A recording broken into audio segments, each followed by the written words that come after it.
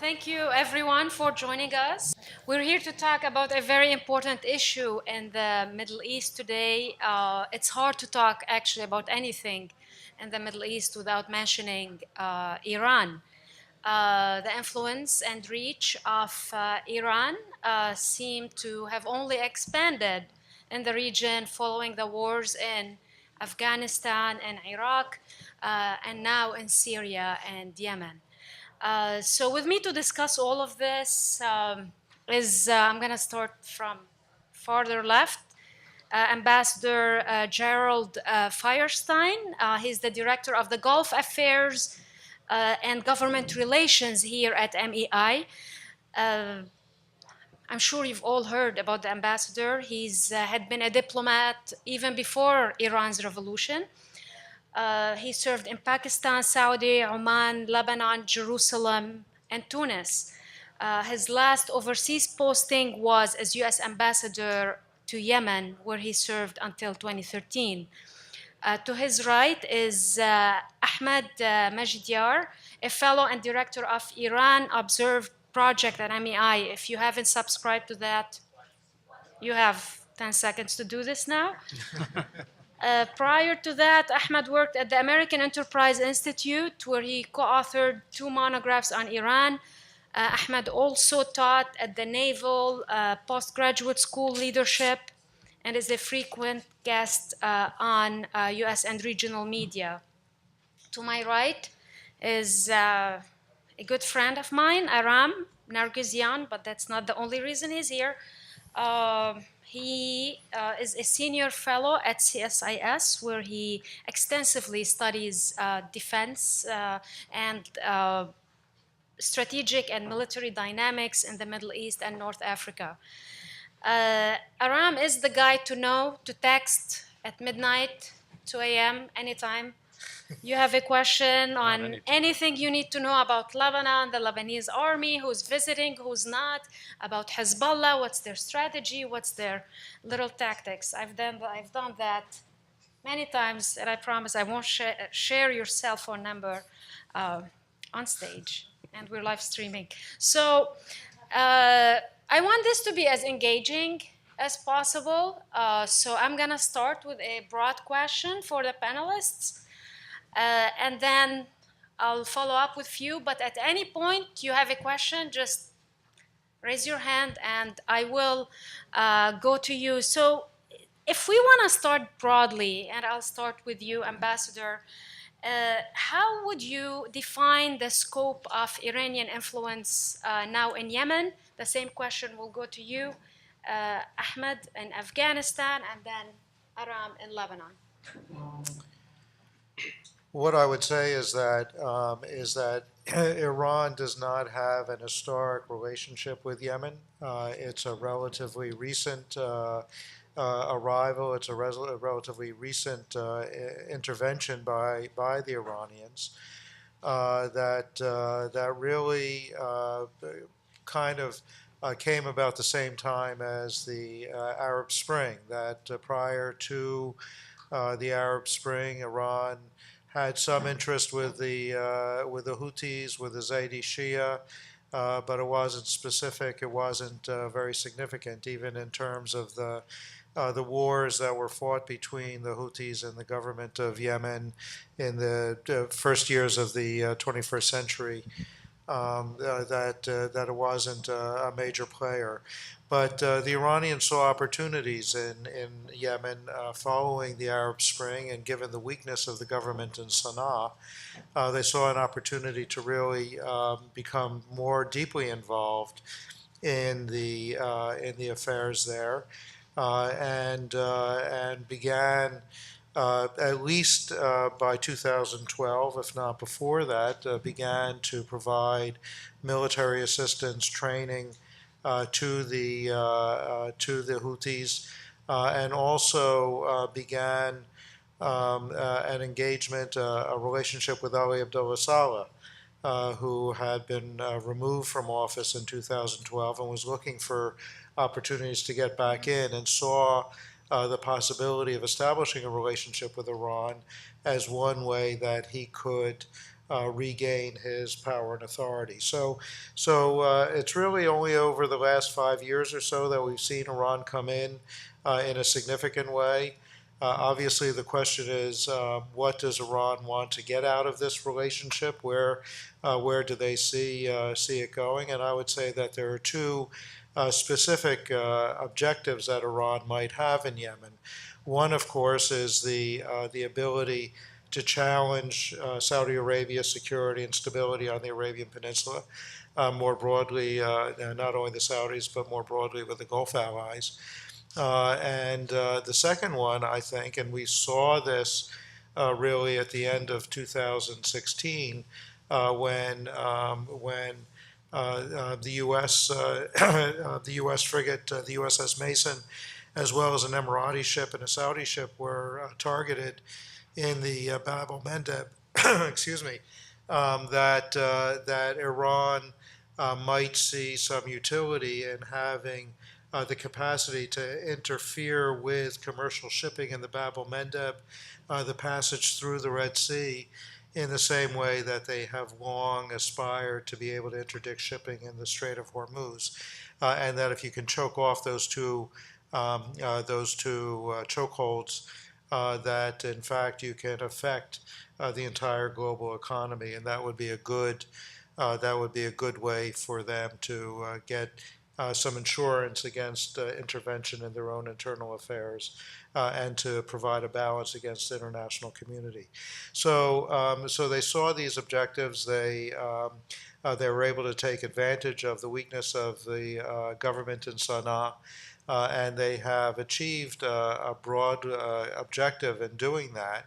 At the same time, they have also deepened their relationships, and as you know, the Houthis are not 12ers, there's 80 Shia, they're fivers, and therefore have not historically had a deep religious connection with Iran, but as part of their overall effort to deepen their relationship and their ties with the Houthis and others, the Iranians have also been proselytizing. They brought a lot of Houthis to Iran for religious training as well as military training, and there is a growing presence of 12er Shiism in Yemen now that has deepened the sectarian tensions in the society.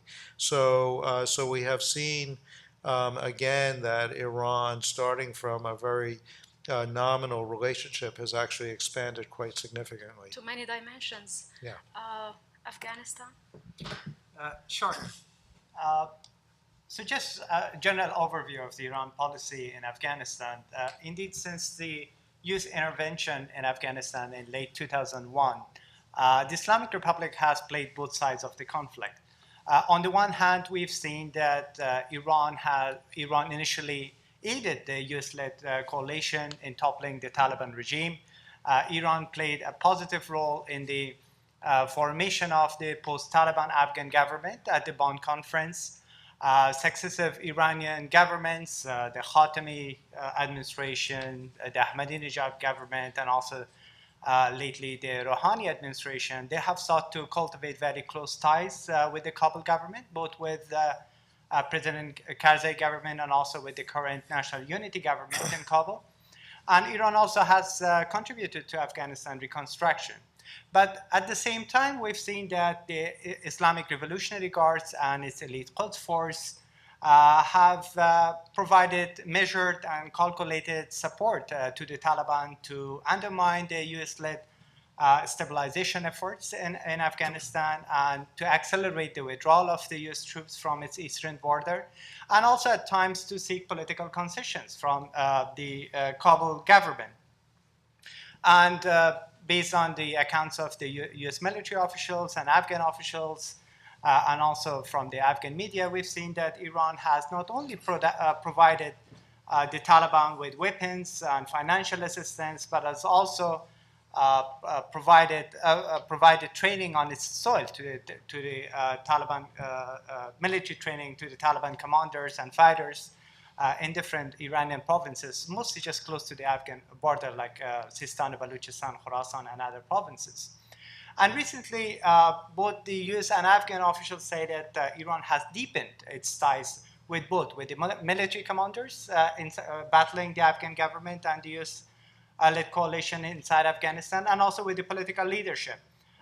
Based on the Afghan media accounts that I myself have been monitoring over the past 8 or 9 years, but recently, especially over the past one year, we see that Iran has provided more sophisticated weapons to the Taliban, not just in Western Afghanistan, but also in Southern Afghanistan, especially in the restive province of Helmand. What kind of weapons? These weapons include mostly Iranian-made rockets and IEDs. But what is also interesting recently is that Iran has also provided some Russian-made weapons. We don't know, it's not well established whether these weapons are somehow shows a collaboration between Russia and Iran to make troubles for the United States in Afghanistan. But we do know that more sophisticated weapons are coming. So the key question here is that why Iran is supporting the Taliban. Because for those people who are not following Afghanistan very closely, it is a puzzle always. Because after all, the Taliban is the ideological enemy of Iran, which is a Shiite state. Iran almost invaded Afghanistan when the Taliban was in power in Afghanistan. After the Taliban massacred the Shiite Hazaras and also killed Iranian diplomats. So why support for the Taliban now? Based on the statements of the Iranian officials and also Iranian media and also accounts of the Afghan officials, we can see that Iran has different motives. First of all, it's part of the Iranian hedging strategy, which is not just limited to Iran, but also other regional powers like Russia, China, because they are not certain about the future of Afghanistan, about staying power of the United States, what will be the ultimate result of the current Afghan political system. So they are trying to play with all sides of the conflict to ensure that their interests are secured. Secondly, it's about countering the Islamic State. The emergence of ISIS is a big threat to Iran because Iran's eastern provinces, especially Sistan and Baluchistan, has long suffered low-intensity insurgency, and some of the population is vulnerable to recruitment. So that is second. And third, it's sometimes about political concessions from the Kabul government that Iran has tried but was unsuccessful to block the strategic agreement between the Obama administration and the Karzai administration. And recently, water has become one of the issues of dispute that Iran reportedly pays the Taliban to not allow the construction of some of the water dams along its border. But last, but most important one, is part of the Iranian broader strategy to evict the US military from the broader region. And that's why you see that contradiction, that on the one hand, Iran wants a stable Afghanistan and free of the Taliban, but on the other hand, they support those groups that destabilize Afghanistan to hurt the United States. Aram, Lebanon, where Iranian influence seemed to be ahead of the curve before anyone else during the war. Where do you see it today, with Hezbollah being the regional military giant, if you want, that it is? How do you define Iran's interests in the country? Iran and Lebanon have a 500-year arc. And that 500-year arc between Iran and Jabal Amr in the south has traditionally been a clerical one. With the advent of the Islamic Revolution, you had a shift focusing mainly on creating deterrence vis-a-vis a new area of threats that the new regime in Tehran saw. We all know this. What this has meant in practical terms between the mid-80s, when it was the Islamic Jihad organization, and then Hezbollah until now, is the closest equivalent for Iran of a sustained security assistance program to a credible, reliable subnational actor partner. The closest analogy that I can think of in terms of capacity building over time to tie into a national interest would be some of the strategic relationships that the US has cultivated in Asia and the Middle East, countries like Japan, Korea, and certainly Israel, when you look at the broader Mediterranean in the context of the Cold War. Today, what that looks like is an organization in the form of Hezbollah that has the benefit of about 30, 35 years of uninterrupted or broadly uninterrupted military development, with only limits to that being tensions between not so much Hezbollah and any one group in Lebanon at the political level, but whether or not the Iranians and the Syrians could agree on what the scope of Iran's influence should look like, how deep it should be, and how they should accommodate Syrian interests. That's why you had the War of the Camps in the 1980s. That's why you had tension between Amal and Hezbollah. What we see now with the decline of Syria in its own morass and civil war is more breathing room for Iran to engineer the kinds of relationship it wants long term with its ally and proxy, an organization that for the time being continues to serve as its primary deterrent vis-a-vis Israel, that serves as a credible and stable threat, not only to its Gulf Arab opponents, but also the mix of factions in Lebanon that not so much are weak relative to Hezbollah, although they are, but they are nowhere near as coherent on strategy, nowhere near as focused in terms of which resources to deploy, not only in the pursuit of their interests as an organization, whether it's a non-state armed group or as a representative within the broader Shiite community in Lebanon, than their competitors in Lebanon. That doesn't mean that Iran's influence in Lebanon has been complete or seamless. There are areas where they've had a very difficult time to entrench themselves. One of the assumptions in regional dynamics in the Levant is that because Hezbollah is so powerful, the main partners of the United States, such as the Lebanese armed forces, must be either manipulated or managed by Hezbollah and Iran. Interestingly, the Iranians have never been able to crack that nut.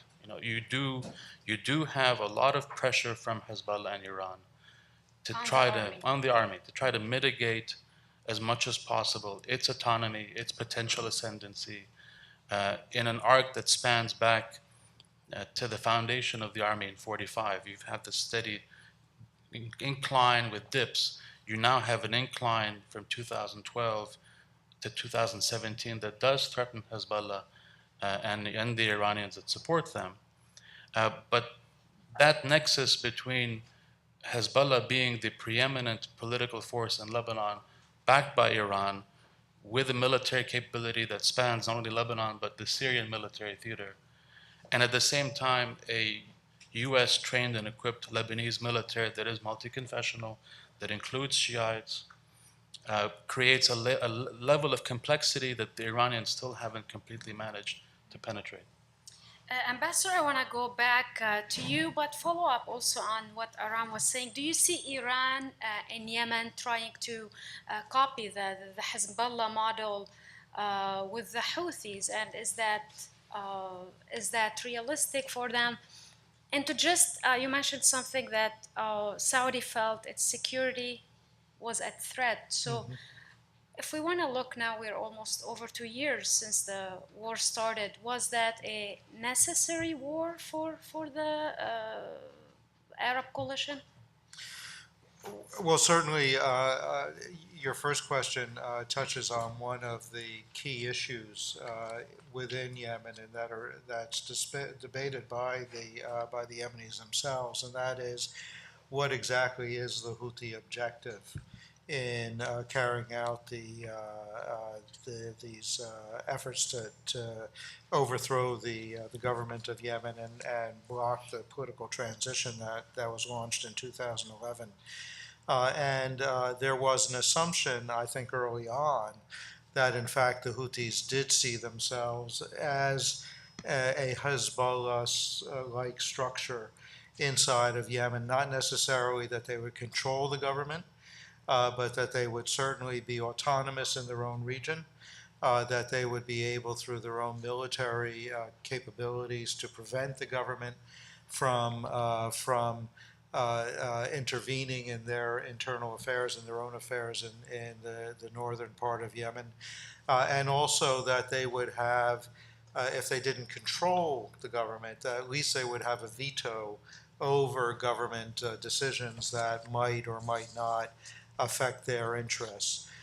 When they achieved their success in 2014, there was a question about whether or not their objectives had shifted, and that in fact, whereas they had earlier seen themselves in this Hezbollah like situation, that it might not have been now possible for them to actually control the government.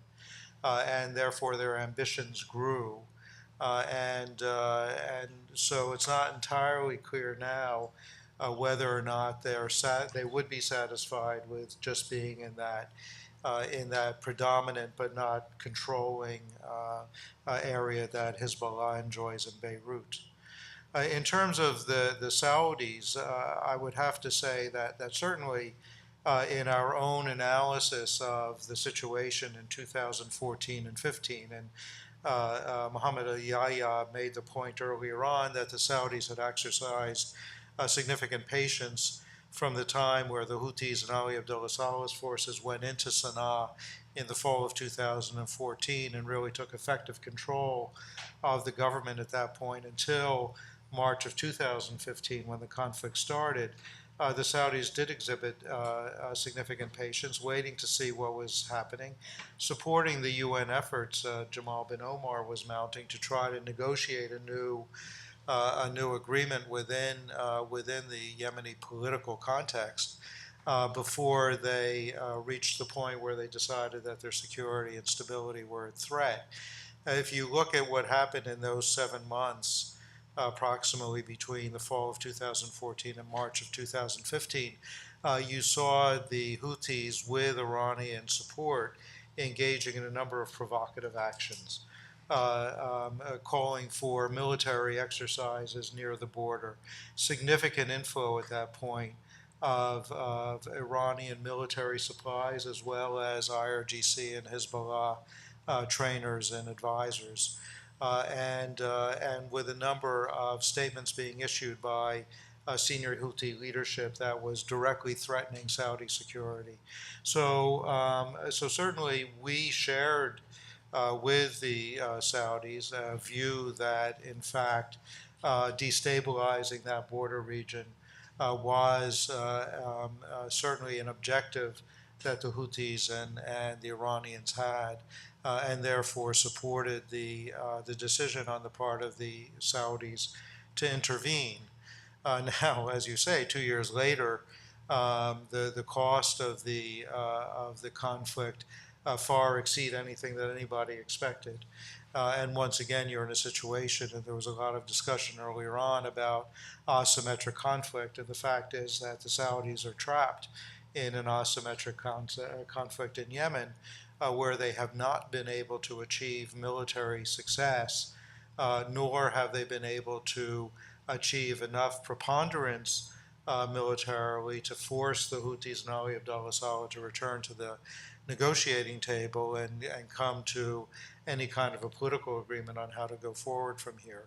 So the costs have grown exponentially, certainly for the Yemeni people as well on the as humanitarian the level. humanitarian disaster. 300,000 cases of cholera now, and 17 million people in significant food shortages and malnutrition. I mean, the cost to the Yemeni people has been enormous.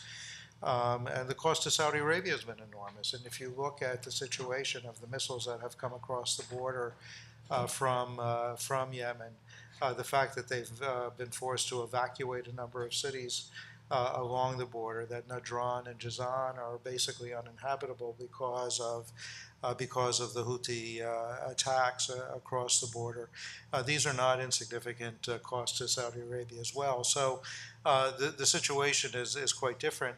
My own sense is that the Saudis would welcome a political resolution. They would welcome the success of a UN initiative, but so far neither side within the Yemeni political context has yet felt the need to reach that solution. But that solution, if it were to happen, do you see it more likely in a deal struck with the Houthis or with Saleh? No, I think that you need to have a deal with the Houthis. As far as I'm concerned, Ali Abdullah Saleh is the principal cause that we're in this conflict today. I would say that Ali Abdullah Saleh is more responsible for the war than the Houthis are.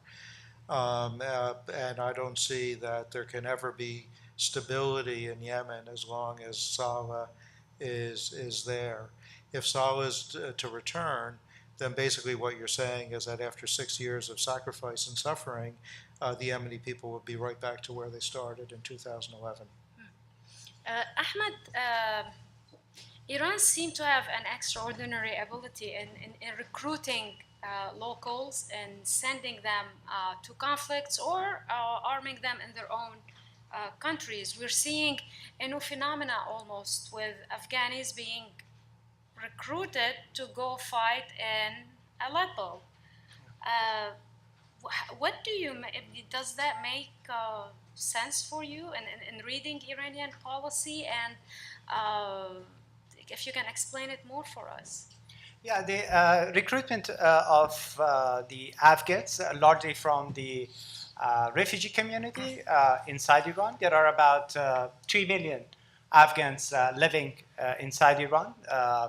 About 1 million of that are registered as refugees, while the other 2 million, they're either migrant workers, a small number of them, but the others are just illegal workers. So that started 5 years ago, and Iran stepped up its effort to prop up the Assad regime in Syria. And over the past 5 years, Iran has recruited, indoctrinated, funded, mobilized, and deployed thousands of the Afghan Shiites, Hazaras, to fight in Syria. In Iran, they are called defenders of shrines because most of them, they are told that they would go to mostly Damascus area and they would defend the sacred shrines of the Shiites and Islam. But once they go, they are mostly just on the front line. As you mentioned, they have fought in Aleppo, they have fought in Homs, and recently they have been deployed also to southeastern Syria, along with Hezbollah. And we don't know the exact number of they are called the Fatimian Division because they were first the Fatimian Brigade, but 2 years ago, because of the increase in their size and also operational capabilities, they were upgraded to division. And an Iranian army division has approximately between 10,000 to 20,000. So that we know at least that they are more than 10,000. And the Iranian officials say that there are about 18 to 20,000 Afghans fighting inside Syria. That number might be exaggerated, but even if half of that number is true, still the Fatimian or the Afghans make up the largest Iran-backed militia force fighting in Syria right now. And while there is a lot has been written about the role of Fatimian in different battles and the contribution that it has had to the violence, bloodshed, and sectarianism in Syria, not much has been written about how this could affect the security and the sectarian balance in Afghanistan and Pakistan once the Syria war is over and they come back there, because there are a lot of Afghans and Pakistani Sunnis who have fought in Syria on the opposite sides. And now they will come back with very sectarian and poisoned sectarian beliefs, battle-hardened. So they would, of course, just fight each other in their respective countries because there are also Pakistanis deployed to Syria. They are called Zainabiyun. So the risk is obviously there, and we already see the impact of that because some of the ISIS attacks and also some of the attacks by the sectarian Pakistani groups like Jaish-e-Mohammed or Lashkar-e-Jangvi, that after they have targeted the Shiite communities in Afghanistan and Pakistan, they have mentioned in their statements that this is because of their role in Syria. So in Pakistan, sectarian violence is nothing new. It has a history of 4 decades. But Afghanistan, despite all the wars and civil wars and different wars, was largely spared of sectarian violence. So we see a new phenomenon there. And also, one thing that I'd like to add is that from my reading and monitoring of the Afghan media, of the Iranian media, especially those affiliated with the IRGC, I see that they are preparing the Fatimian to fight in other regional conflicts after the Syria war is over. And that's, of course, not good for the stability and the sectarian balance in the region or for the U.S. national security interests. Aram, you mentioned that the LAF, the Lebanese army, is trying to strike this balance in Lebanon to be a force for all the Lebanese, yet, perhaps have not confront Hezbollah.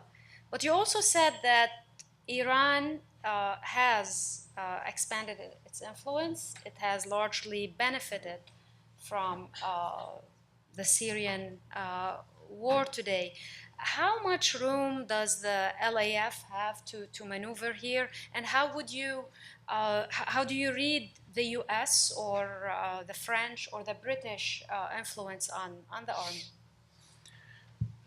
If we were having this panel in 2010, I would have been very pessimistic. It would have been an environment where U.S. aid was recalibrating to a far more conservative level, far more focused on sustainment than lethality. The Lebanese military would have been on a path to being demoralized because not only did they have to deal with the lack of action as they saw it, or no clear strategy to deal with the 2006 war between Israel and Hezbollah, but they didn't have a comprehensively focused response to the May 2008 clashes between Hezbollah and their political opponents in Beirut. So in 2009, you had a force that was looking for a purpose. Paradoxically, that also comes in parallel to the LAF's own gradual journey through its officer corps over time. Officers and personnel are like a glacier. And as that glacier moves, you see different vignettes into what's happening at a given point in time. When 2010, 2011 came around, it was about the time that the cohort of 1980, 81, 82, and other 80s cohorts of the Lebanese officer corps began to take up key posts of prominence. These were people who were trained by the US in the 80s. They kept their heads down during much of the 1990s when the LAF was subordinated to the Syrian security apparatus, and coincidentally a time when Hezbollah grew exponentially. And when the Syrian civil war began, before the US, I have to be fair, the British identified, along with a couple of key partners within the LAF, a couple of areas where the military could stake a flag, could stake a position where it could say, we have a clear national security mandate. It isn't tied to the security politics of Israel. It does provide a net benefit in terms of stability in Lebanon and the region, and we're going to pursue it regardless of the mix of political factions that oppose it. And from that, you had the emergence of the Rapid Land Border Force. That was a very small-scale project that ballooned. It ballooned because when you see a little bit of tactical success, that creates a morale boost within the institution. It also shifted the focus within the US to provide more lethal assistance and more technological capability to the LAF. A lot of this it does feel good if you're in the LAF to see this arc. But at the same time, all the contradictions that we talked about when it comes to Iran, not only in Lebanon, but also Afghanistan, Yemen, and other parts of the region are still there. The LAF is going to act only as decisively as, number one, its leadership feels it can. This is very much a top-down force. Now, the current cadre of officers are from the 85 cohort. And the 85 cohort is basically, for me, the last of the Mohicans. These are the last guys who fought at a leadership level as junior officers in the Civil War. But it takes them time to figure out what it means to run an institution like the LAF. So you have a 1-year grace period that we're in right now, where they are figuring out what it means to deconflict with Hezbollah, what it means to deal with some of the legacy choices of the Lebanese military and civilian leadership vis-a-vis Hezbollah and Iran.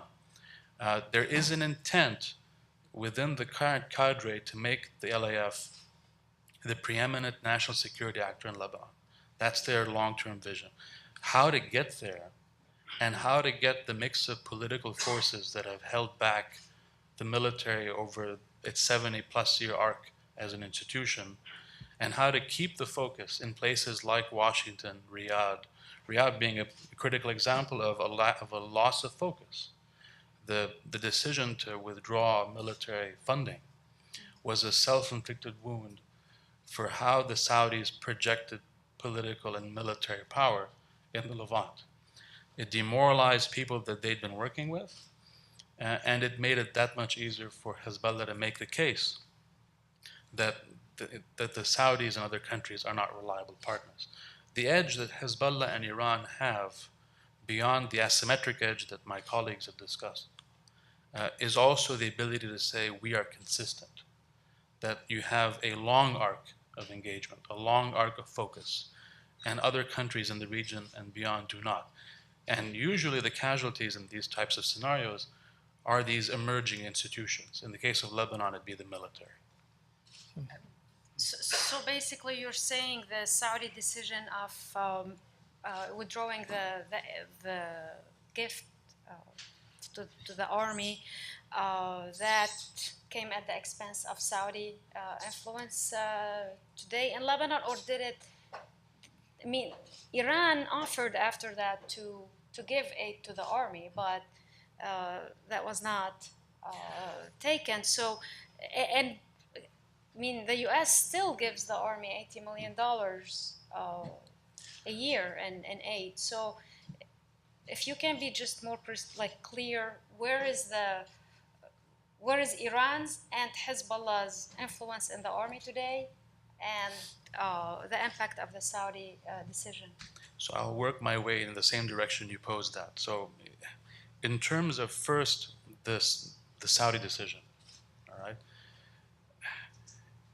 Very much, when you look at this in hindsight, we've had the hindsight of 3 years of analysis. And what you see is a Saudi that was disgruntled with a US and UK response to the Syrian civil war, and what they perceived as an unwillingness by the US and the UK to intervene decisively in September of 2013. And a lot of these dynamics, we look at it from Washington and it doesn't make sense. Why would you withdraw support? But a lot of this has far more to do with, at the time, punishing the US and the UK. There have been concerted efforts by both Washington and London to get Riyadh to reconsider its decision. Because the money that was going to be given was going to be, they were going to purchase US and British? There was a $3 billion tranche that was going to go solely to the French. And to the French, because of the disgruntlement with the US and the UK. In addition to that, after the August 2014 clashes between the LAF and ISIS and Nusra fighters, where the 8th Brigade hung on despite not being prepared for the fight, you had an additional tranche in the range of about $550 million from the Saudis. 90% of that was going to be for US sourced systems. The most ambitious of them would have been an acquisition path for M1A1 main battle tanks, that sort of thing. So from the perspective of those who have been building up this arc, it was very much a self-inflicted wound. Now on the Iranian piece, look, I've seen the list that the Iranians offered when the LAF visited Tehran. And it was a visit that they did against their better judgment, because it was weighing the optics of going to Iran versus the political ramifications at home of not going to Iran. When you get a list from Iran that basically includes a mix of aging ordnance and Soviet-era systems, mortars, some rockets, and some munitions, that put you in the tier of a lesser Eastern European country versus a major strategic repositioning, that doesn't translate to me as any real Iranian influence. Where it does translate is Hezbollah at the strategic level. Hezbollah and the LAF don't engage at the operation level. You don't have company level or even brigade level engagement. What you have is contact at the level of military intelligence that is principally for deconfliction. When it goes wrong, it's mainly by design from Hezbollah. And it's usually because they choose the time and place where they basically take the LAF on a journey that isn't of its choosing. We had that example very recently along the UN Blue Line, where the LAF only later understood the ramifications of what was going on. You had other examples of being led by the nose, so to speak, at the tactical level in dealing with the Asir crisis in Saida in 2013, the constant risk of that in Arsal, which the LAF has so far managed to avoid, but at the expense of Hezbollah taking credit for operations that it, for example, did not conduct. So, for example, doctoring photos and video showing targeted missile strikes by Hezbollah operatives, which are clearly from a fixed-wing aircraft, which Hezbollah doesn't have. Okay. I'll come back and ask you about Arsal and what's the photos and everything that we've seen there. But I want to go to you, Ambassador, again and ask you, how do you define U.S. interests today in Yemen? Does the U.S. have a channel with the Houthis? And another very easy question, do you think Yemen can emerge unified from this? Easy questions. Easy, yeah. Easy questions. I think in terms of U.S. interests, clearly the objective is to support the UN-led negotiations that may resume in Kuwait, or what I'm hearing now is more likely that they would resume in Amman, Jordan, to try to work out a political path forward within the context of the GCC initiative, the outcomes of the national dialogue, and also the implementation of UN Security Council Resolution 2216, in order to allow the government to go back to Sana'a, reestablish itself, continue the political negotiations in Sana'a, to come up with a new interim government, presumably replacing Abdurrabbo Mansour Hadi with somebody who's acceptable, putting in a new government, hopefully with a very short-term mandate to complete the implementation of these agreements and get Yemen to a place where it can have an election and actually give the Yemeni people an opportunity to select their own leadership and move forward. The reality is that the GCC initiative is almost finished. Most of the major elements of the initiative have been implemented, and they just need to do a few more things. So if you can get the political process going again and get a limited agreement, and then also focus on addressing these humanitarian concerns that we talked about, to reopen the port at Hodeidah, to allow full shipments of food and medicines and other humanitarian goods to come into the country and get distributed without being blocked by the various armed factions, and then also taking some steps to try to stabilize the situation, get the central bank working so that you're distributing, funds are getting out into the community so people have the wherewithal to buy goods. These are the basic short-term elements of a solution that can stabilize the situation in Sana'a and allow the country to come back, to move forward again. I do believe that ultimately it's in the U.S. interest as well as in the regional interest to try to preserve Yemen's territorial integrity. That the concern that I would have is that if you don't retain unity within Yemen, there's no reason to believe that it would go back to the two states that it was before 1990. That in fact there are divisions even within the south, in Hadramaut, in Mahra, and elsewhere, that would not want to be part of the southern state again.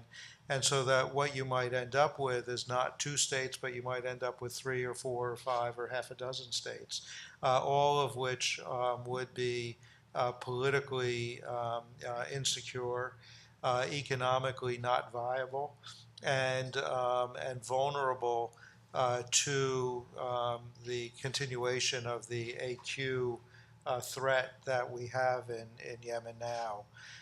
So I think that we have a strong interest in trying to retain the unity.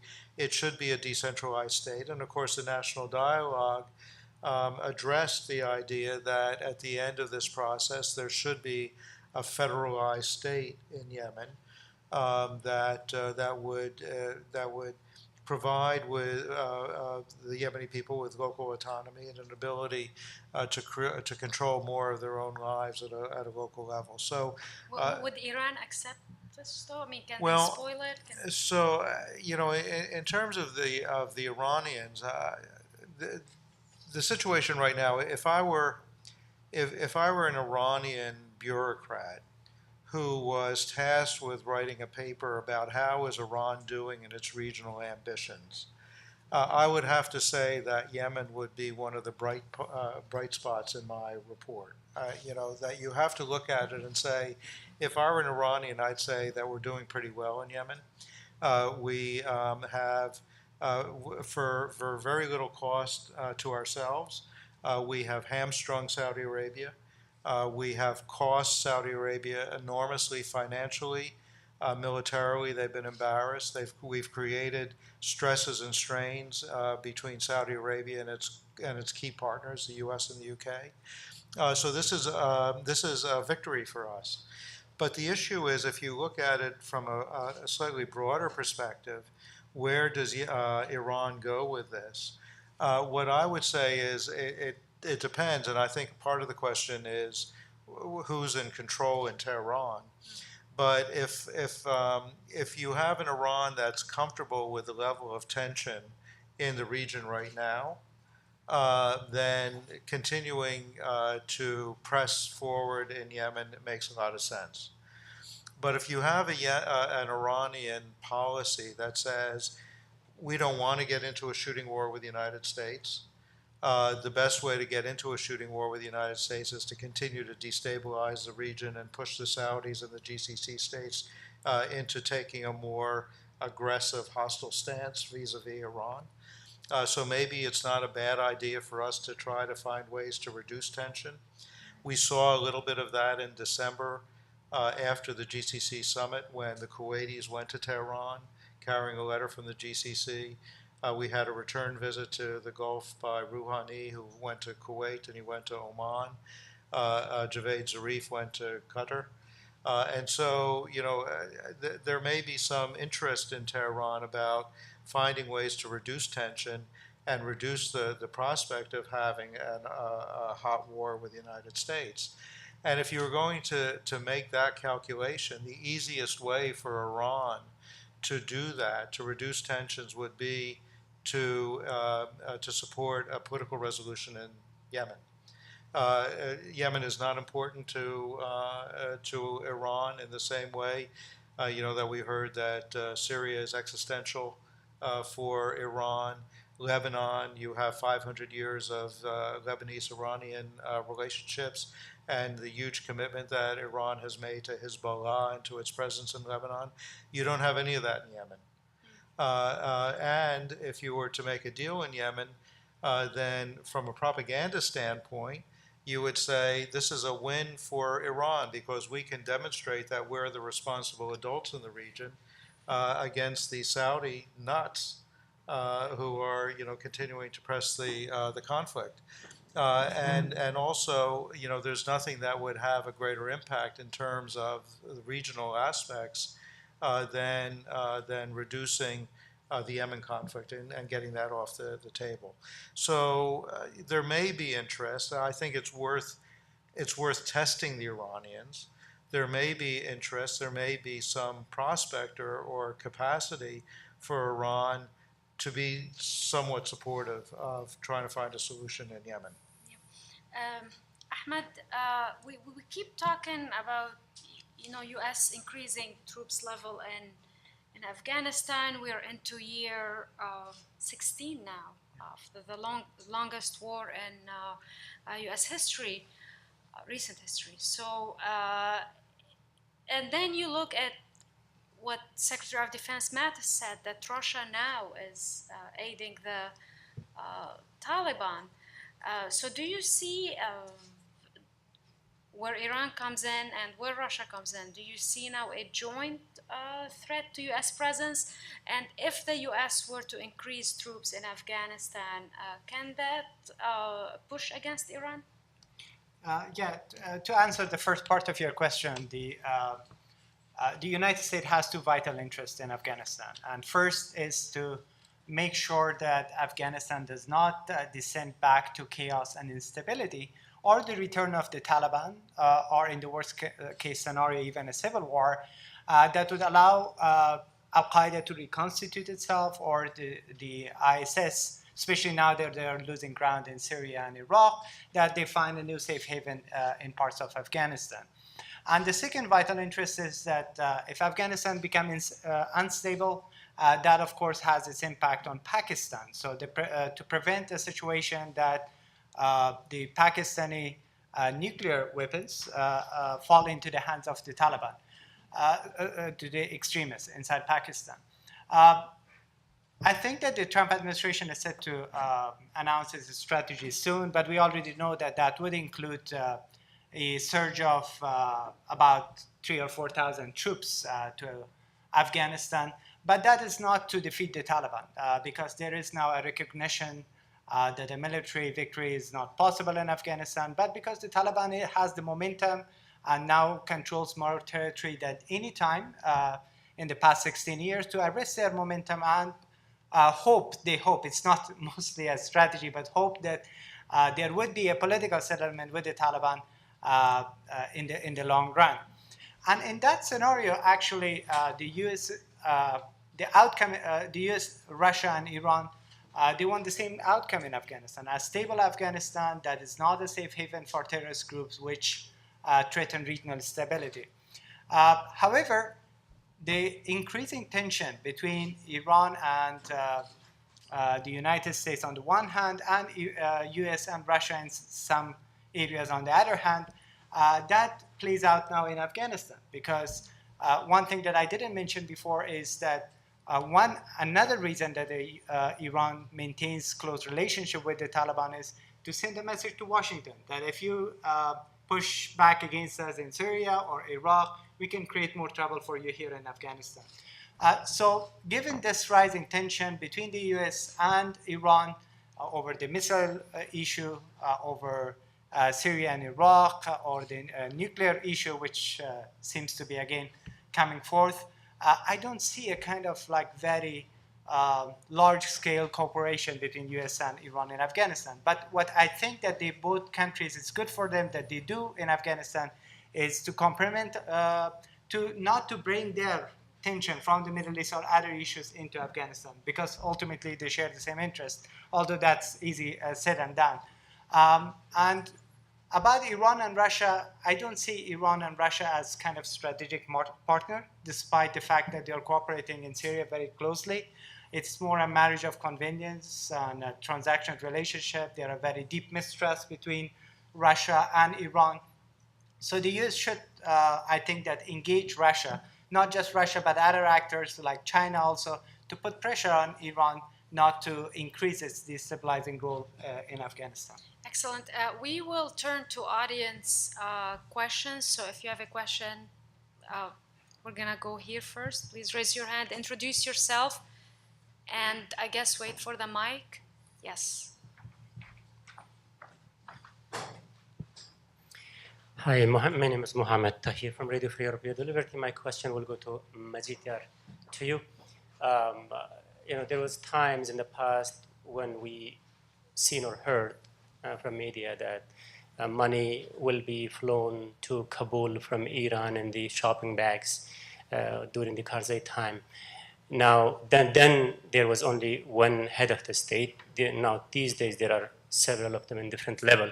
Who is the Iran's partner in Afghanistan's administration today? And the second question is, I try to recall that in 2010, I believe I wrote a story on Iranian involvement in Afghanistan. In response to that, my president of my organization got a 5-page response from Human Rights Watch that I'm misleading world on that subject.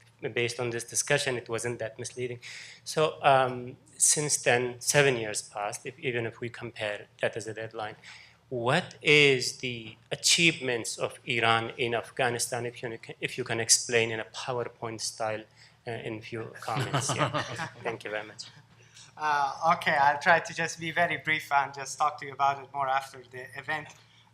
Regarding the first part of your question about money flowing to the presidential palace in Kabul, that was during the Karzai administration. And of course, President Karzai admitted that, and he said that the same way that I receive money from the CIA or other foreign intelligence agencies or government, the same way we receive money from Iran. Of course, there was the issue of accountability. There was the issue of that what the Iranians want in return. That was a big controversy at that time. Right now, those issues don't exist, but the Iranian government has very close relationship both with President Ghani and also his national unity government partner, Abdullah. But if I compare the Iranian strategy in terms of influence that you talked about, with which actors or people, to kind of a game of roulette, they will have a chip. They have a chip on each kind of number. So Iran has maintained its sides with a lot of those warlords or resistant groups that fought the Taliban. Iran has tried to influence the Afghan parliament very much to benefit Iranian interests. If you remember, when the Obama administration was negotiating the strategic partnership agreement with the Karzai administration, Iran unsuccessfully tried to bribe the parliamentarians or even later the members of the Loya Jirga, the Grand Assembly members, to dissuade the Afghans not to sign the agreement, but it was not successful. We usually also talk about the Iranian, when it comes to Iranian influence, about the hard power influence, whether it's Afghanistan, whether it's Lebanon, or whether it's Iraq or Syria. What I think that not much has been discussed is about Iranian soft power influence. And when it comes to Afghanistan, and that soft power influence usually complement the Iranian broader objectives and even the hard power strategies. In Afghanistan, the Iranians, they have opened a lot of madrasas, that the books and even sometimes the teachers, they come from Iran. They are funding a lot of media organizations that promote anti-American propaganda and promotes Iran's political and ideological interests. Iran has maintained very close relationship with key actors in Western Afghanistan because it wants to have a buffer zone alongside its border. And Iran also has become Afghanistan's largest trading partner. And it's working with India to give access to Afghanistan to the Chabahar port, to reduce Afghanistan's dependence on Pakistan, to Pakistan's Gwadar port. That kind of influence can be positive or negative because it, of course, benefits Afghanistan a lot. But if relations between US and Iran deteriorates in Afghanistan, then Iran can use that leverage for its political concessions. And regarding the second part of your question, that what kind of achievements Iran has had, I think that they have had mixed results for these kind of activities that they have had. Similarly, that I mentioned that they have tried very hard through different methods to convince the Afghan people, to convince the Afghan politicians, to oust the United States and to prevent the long-term presence of the US forces there. But they've not been very much successful. And they're limited, or their area of influence also does not go very much beyond Western Afghanistan, although they have tried a lot in the south, east, and even north. So it is kind of a mixed result. And I think that the more that Afghanistan becomes stable, the same way that we can argue about Iraq and others, I think Iranian influence will decrease. But again, I cannot emphasize enough that as much as we pay attention to the Iranian hard power influence, we should pay attention to the soft power influence as well, whether it's Lebanon or it's Iraq or Syria. If you read the Iranian media, they're already trying to dominate the Syrian economy, sending revolutionary guards groups there, the same way that we had a lot of discussion about the PMF in Iraq, that Iran doesn't want them to be disbanded, but we also at the same time see that Iranians want them to be part of the political system in the future, to run for elections, local elections. In Lebanon, for example, we always talk about these weapons that Iran gives to Hezbollah, but we don't talk about, for example, the Imam Khomeini Relief Committee, the kind of activities that they are doing to promote Iranians' agenda there. We don't talk about the reconstruction efforts that Iran after the 2006 war, for example, implemented in Lebanon as part of supporting Hezbollah and consolidating its gains. So as much as the hard power, the Taliban or other regional factors are important, the Iranian influence and soft power influence is also growing in the region. So we're gonna get the two questions at the same time over here and the gentleman over there too. Hi, so I'm an intern here at MEI, and I have a question for Ambassador Feierstein. So for a long time, the Houthis have been accused of receiving support from Yemen for a while by former President Saleh himself. So now that kind of puts the current situation in a bit of an ironic light. As far as I can tell, the only two groups that receive support from Iran that deny it are the Houthis and the Taliban. Why would the Houthis deny working with Iran when Hezbollah and the PMF and a lot of other Iranian proxies do?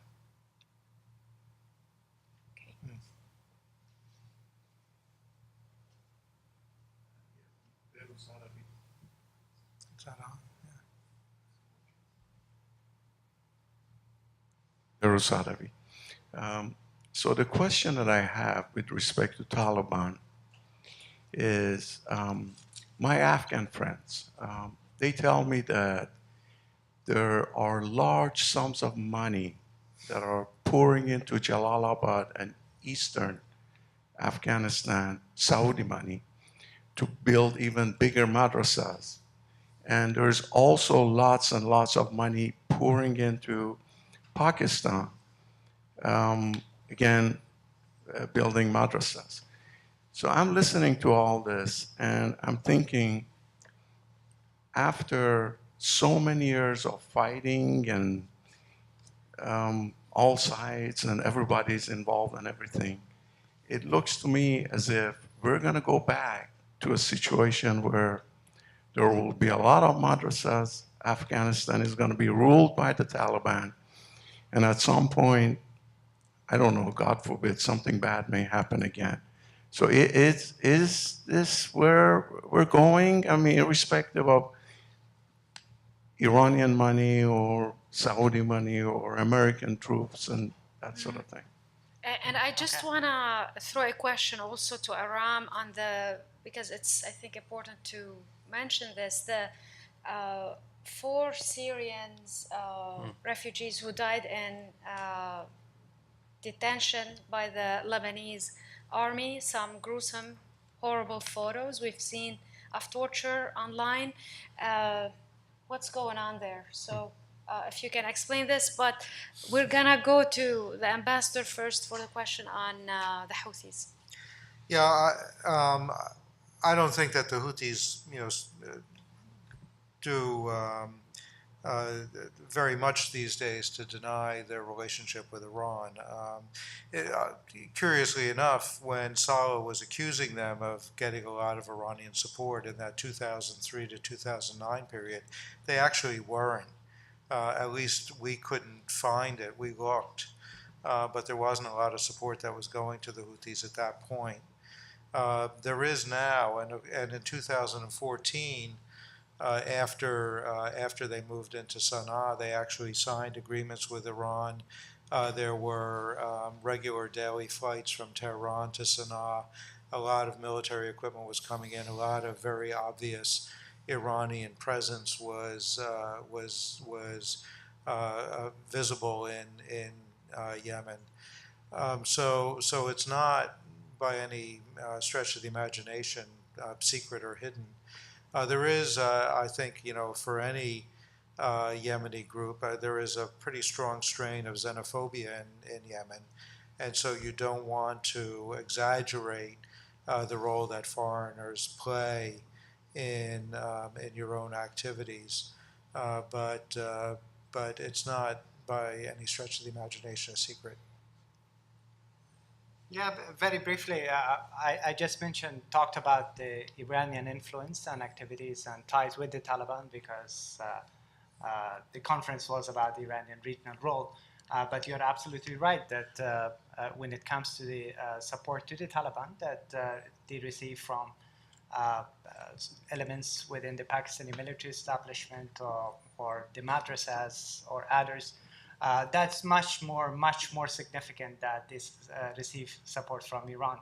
And as I mentioned in my opening comments, that Iran has provided measured and calculated support to the Taliban. It doesn't, for example, give the Taliban hundreds of tons of explosives to just blow up in Kabul and just kill like hundreds of Afghans or topple the Kabul regime. But it has limited objectives, and for that effort, that's deriving their actions. But again, yeah, when it comes to Pakistan, of course, it's no secret that Pakistan not only just provides money to the Taliban, but also it provides a safe haven and also strategic guidance and other kind of assistance as the U.S. military commanders over the past 1 decade have been talking. And regarding your comment about that some Afghans have mentioned about the Saudi money pouring into Jalalabad, I've not seen anything in the Afghan media, or I've not heard anything from the Afghan officials about that. Jalalabad is the capital of Afghanistan, eastern Nangarhar province, and Nangarhar is now the center of the ISIS Khorasan. The ISIS had presence in 6 or 7 Afghan provinces, but now it's been limited to 1 province, which is Nangarhar. And that the ISIS in Afghanistan is more a kind of rebranding of some of the Taliban splinters and also some of those groups that after the Zarb-e-Azb military operations, they came from Pakistan into Afghanistan. So I don't see that kind of like connection between them with Saudi Arabia, and I haven't heard any accounts from the Afghan government or the media to that reference. So on Arsal, right, I see things from 2 perspectives. One is the short-term tactical, and one is the long-term institutional. I've seen the photos and I've seen a lot of the videos that have been circulating. The first thing I will say is that I've seen this sort of thing before. And I'd expect that if there is going to be some clarity on this, you'd have a transparent investigation. Mm-hmm. One of the things that the Lebanese military has tried to do, and it's very difficult to do it when you're an institution that doesn't actually have retraining downtime beyond training in the field, is to do something that very few militaries do, which is civil-military engagement within their own country. So when you think of civil-military affairs in CIMIC, civil-military engagement activities, you think U.S. troops in Afghanistan. You think NATO forces in Iraq, and so on. You don't think about a military doing it in its own backyard. And that's something that they're increasingly going to have to do. Again, a point that I made earlier, this is a new leadership. They have a blank slate. They're from the field. But at the same time, they're learning the hard way that there are things that can and will go wrong. How they address them is what matters. Should the U.S. be pushing for more oversight, for more of these investigations, for when these cases actually happen? That hey, you're not gonna get a blank check from Well, they Washington. are. I mean, my experience over the last 10 years covering the LAF is that the U.S. approach is not that different from the approach of other partners in Europe and the Middle East, which is we are going to press you hard if we think you've made a mistake. That doesn't mean that we're sacrificing the relationship on the altar of human rights. It means that we think you can do better as a partner when it comes to things like civil engagement and human rights. This is a long-term issue. For me, the short-term issue in Arsal, as painful as it is to kind of brush this aside, is something that's far more pertinent to the talk about Iran and Hezbollah, which is that you have a very small window within which either Hezbollah or the Lebanese military are going to be the decisive actor in terms of shaping the security politics of our South. We're not talking about months anymore. This is an imminent issue. And it'll be a key test, and it'll be something that folks both in Lebanon and internationally will be watching very closely. And I will close just with one little note to tie into what Ahmad said about soft power. You know, I teach at a university in Lebanon, a master's level course on strategic development in Lebanon. And one of the trends in every university is one of two things. Either a majority pool of students are now from the Shiite community, or they're quickly going to become the majority of the student pool. Shiites at Lebanese American University, AUB, St. Joseph's, are now a hallmark of how that community is transforming. I saw that transformation in the army because fewer and fewer recruits are joining the military because more and more people have other opportunities for social mobility. And as much as Hayya Bina and the assistance from the Iranians was, from my view, a classic example of a rapid response, efficient, focused. The long game is shaping how these young new demographic groups are educated, cultured, and yes, there are focused efforts to do some of that by countries like Iran. But when you get to post-secondary education, I think we often find that not only the Lebanese, but also the Iranians themselves have a very difficult time finding an alternative to the US option in education. Excellent. Thank you, Aram. Thank you, Ahmad. Ambassador Feierstein, I'm going to turn it over to you for closing remarks, and soon you'll be released. Thank you all for joining us in this. We're here. Thank you, Joyce. First of all, I want to thank Senator Coons for his remarks today, for all of the panels, for all of our wonderful moderators. Also want to note the contributions of our support staff, Jessica Agostinelli, Liz Siegel, Ryan Saada, Sophia Mauro, and Scott Zuke. And most of all, I want to thank all of you, the survivors, who managed to make it through 5 hours of conversation about Iran. I do hope that it was worthwhile. I hope that we're leaving the event knowing a little bit more, having a little better insight about what Iran's strategy is, what our own policies might be, how we might address these various challenges. Thank you all very much for coming today. Thank you.